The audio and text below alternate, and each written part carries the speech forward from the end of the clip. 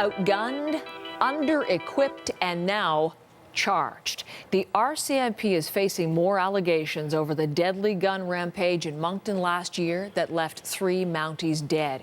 Harry Forrestel, if you think back to that June period of time, Harry was alongside as we covered that Moncton story in Moncton. He's in Fredericton this morning to lead off our coverage. Think on this, Harry. It's quite extraordinary. The RCMP itself now charged. What details do we have? Well, Heather, anytime there is the death of a federal employee in the workplace, then there is an investigation by Employment and Social Development Canada. Of course, in the case of the Moncton shootings, 3 RCMP officers were killed in the line of duty, 2 others were injured. And what Employment and Social Development Canada has said is that there will be 4 charges under the Canada Labour Code related to those deaths. The charges all relating to equipment, supervision, and training of the employees. Really not a complete surprise, Heather. We knew there were significant doubts about the equipment the RCMP had to hand when Justin Bourque went on his shooting spree in June of last year. We knew there were concerns as well about training, and in fact those concerns were confirmed when the RCMP released a report they had commissioned from a former RCMP Commissioner, Phonse McNeill. He took a close look at the events surrounding the Justin Bourque shootings in Moncton and determined that one of the key factors was the lack of heavy firepower the officers had to hand on that day.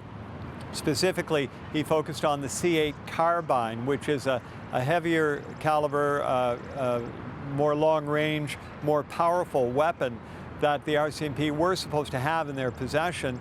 That had been recommended following the shootings in Mayerthorpe back in 2005, recommended again in 2011, but they weren't there. And here's what Phonse McNeill had to say in January about the absence of that weaponry in Moncton. Carbines were not available to the officers in Moncton on the night of June 4th. It has more capability at distance, so you wouldn't have to get as close to a suspect with a carbine as you would with a pistol. And it wasn't just the lack of carbines, those guns. There were some in New Brunswick, although New Brunswick was among the last provinces to receive them and to receive training.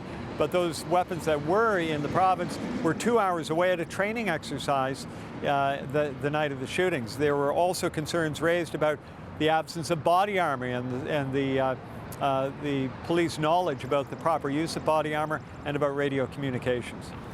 Harry, I remember the reaction back in January to that McNeill report. Pretty stunned reaction to what were shocking revelations about the level of chaos in response to that shooter on the loose in Moncton.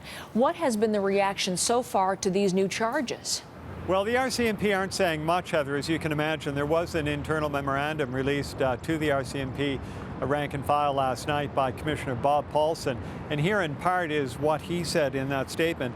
The safety of our employees in doing this dangerous job, protecting the public, is always our priority. We are currently reviewing these charges. However, as this matter is currently before the courts, it would be inappropriate for the RCMP to comment further. We will be examining the substance of these charges carefully before making any decisions. Now, there have also been vocal criticisms from former RCMP officers, retired members of the force, as well as those currently serving and representing the rank and file. One of those is Rob Creaser, who runs the Mounted Police Professional Association of Canada. Here's what he had to say by phone last night.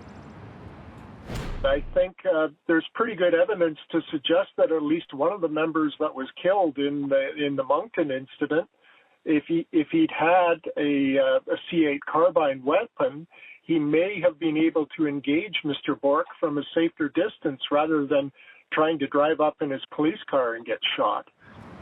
Now, Heather, we're still trying to find out more detail about these charges. For example, whether they deal with individuals in the RCMP or whether this is an institutional approach.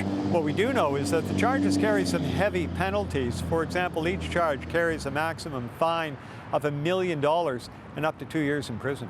Harry, thank you very much.